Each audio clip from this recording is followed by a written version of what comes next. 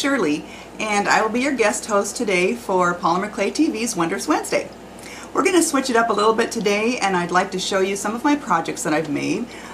They are purse handles, and I'm going to show you the technique of texturing both sides of the clay at the same time so the bottom side looks just as good as the top. First, I'd like to show you this felted bag. I made these with art felt, which is a fairly new type of felting. It's a cross between wet felting and needle felting, and as you can see, the handle is polymer clay, and this one actually the texture is made with little dots, and it is very 3D, and if you can see that or feel that, there's very 3D on there. So that's kind of late. I know summer's almost over, but that's the summer purse.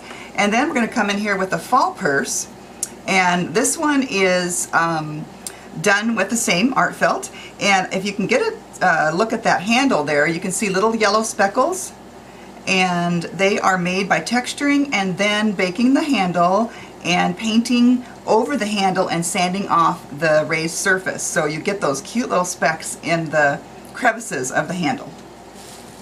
This is another one of my fall style purses, and this one has a lot of sculptural detail to it. The felt itself has been raised on the trees here. It's kind of a misty feeling of a forest, and this is the handle, which was so simple. This is probably a good beginner handle. And all of these handles that I'm showing you today are in my CD, which is also now as a digital download. So you can get that on my website, shirleyrufener.com. And this one has a wood grain. And then as you can tell, I've got the little details of the birds. Those are little buttons, although they don't have holes. They were just glued onto the felt. And those are made of polymer clay also. So then let's switch over to an evening style. And this one has a lot of sparkle, and this really is a very simple purse also to make. This was made from a velvet vest that I got at a thrift store, which was a lot of fun. And this handle here was, or excuse me, this button for the latch was made with a mold, so I made a mold first.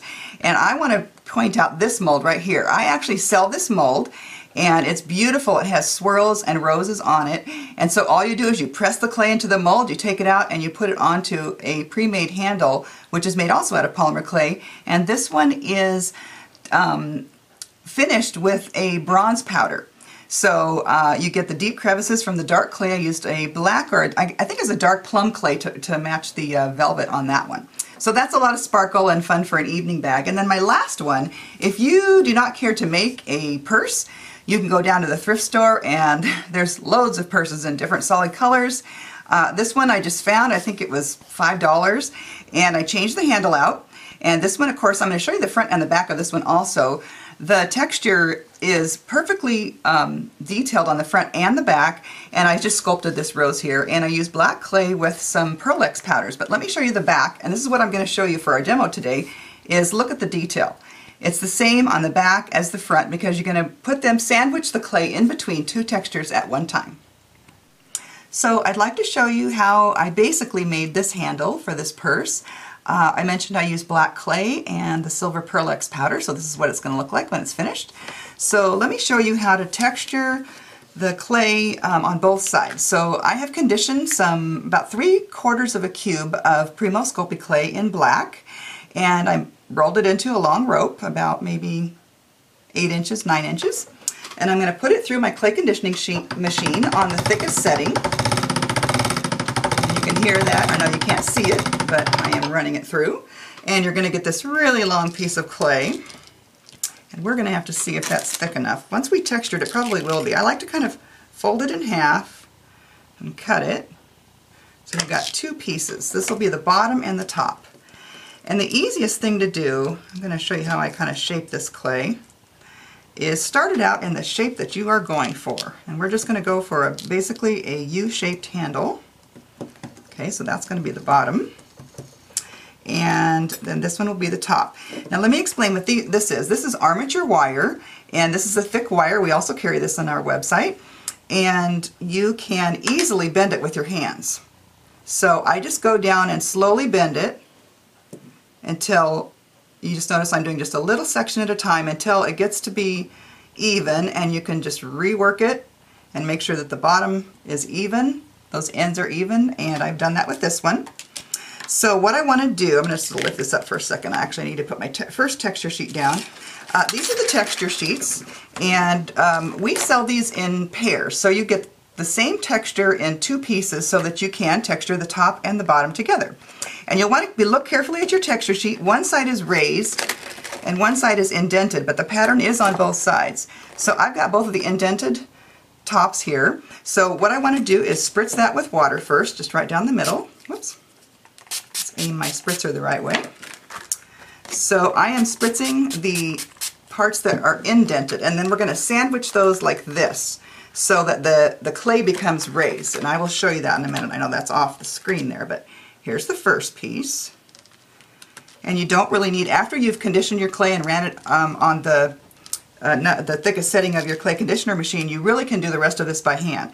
And you just kind of eyeball it. Now, there are patterns on my craft ebook, so you get several patterns. This is just one of them, but I'm just doing this freehand, but you will have a pattern to follow for your wire and then where to put the clay. So I'm putting that in place, just pressing gently, and then I'm going over the top. And if you want a little bit of extra security, I do this sometimes and sometimes I don't. I would probably advise I usually coat the armature wire with a little bit of translucent liquid Sculpey, and that just helps it to stick to the black clay, but it's not necessary because the clay will stick to itself because it's sticking on the sides around where the armature wire is. So you've got that, not too pretty yet, but give it a chance here. Okay, then I'm going to flip this over and I've got the inside, the indented areas here. Just going to lay that on top and then give it even pressure. And I'm pressing fairly hard.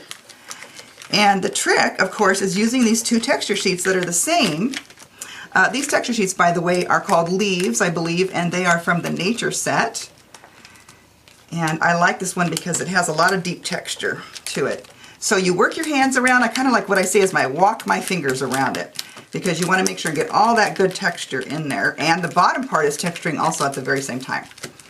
And actually, I want to say also, I am working on a non-stick craft mat, but what you really want to do is place this on your baking surface, such as a smooth ceramic tile. And so normally this whole sandwich would be on a smooth ceramic tile because you don't really want to move it after you have done all this work to texture it. So isn't that gorgeous? Hopefully they can pick that up. So you've got this deep texture, it's on both sides. Go ahead and flip it over and peel the texture sheet from the clay, not the clay from the texture sheet. And see, you've got that design on both sides. So now actually, one more thing I wanted to say is that you would want to line your ceramic tile with some baking paper, because if not, this back pretty texture is going to have shiny spots, flat shiny spots, and you don't want that. So the next thing you want to do, because the shape isn't very great there, is just take a craft knife and go along the edges and trim that so it's fairly even from the center armature wire to the outside. And I am doing this upside down so you can see it better, so we're going to hope for the best here. And I'm just going to go ahead and cut it. Now there are various ways, there are too many to do on the demo today, but various ways, and that'll get covered up, to finish the bottom edges and attach it to your purse. And I'm not going to go into that today on the video, but that is also on the CD or the digital download. And so you can choose whichever one matches the purse that you have. So one of the easiest ones, I will just mention one, so I'm going to cut that again, just kind of feel where the armature wire is. And see, now I see that I've got that a little bit thick, so I'm going to just kind of keep working at it. So once you get that to where you want it, and you've trimmed it up, you can put that, oh actually you want to do one more thing to bring up the texture. And okay, so let me say this too, because I just did this. I'm kind of working the clay because a little bit of that armature wire was showing, and look what I did. I just took the texture right off. No problem. Very forgiving. Spritz a little bit on the back of your sheet again, and press. So if you happen to flatten out a texture area, don't worry about it. And I would probably do that again. You want to make sure that armature wire isn't showing. So I would definitely take a little bit more time with this, but for the video's sake, we will stop there. And so then you will go ahead and put this, like I said, on a piece of baking paper and bake it in your oven, depending on the clay brand that you have, for the temperature and length of time. Okay, how many of you realize that my little jar of Pearl X is still sitting here? Luckily, I realized before I put this in the oven.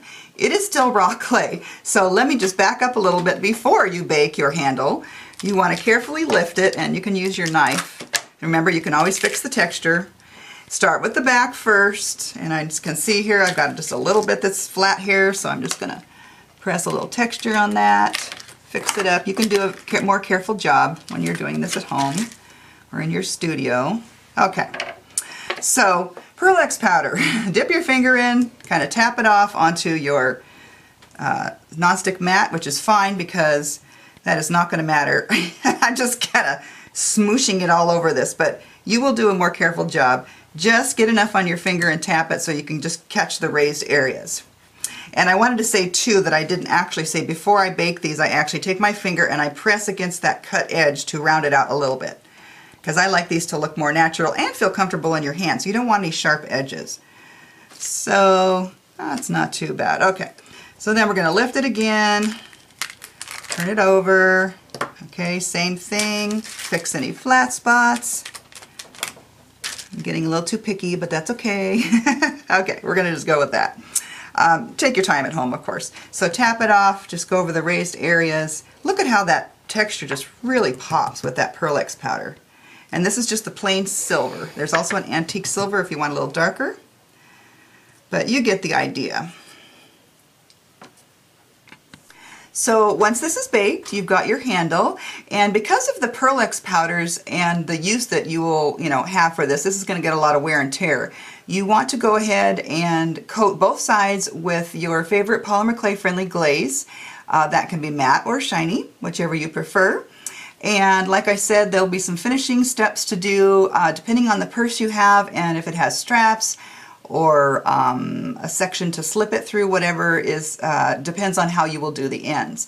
So that's all for this time. We will see you next time on Wondrous Wednesday. Bye bye.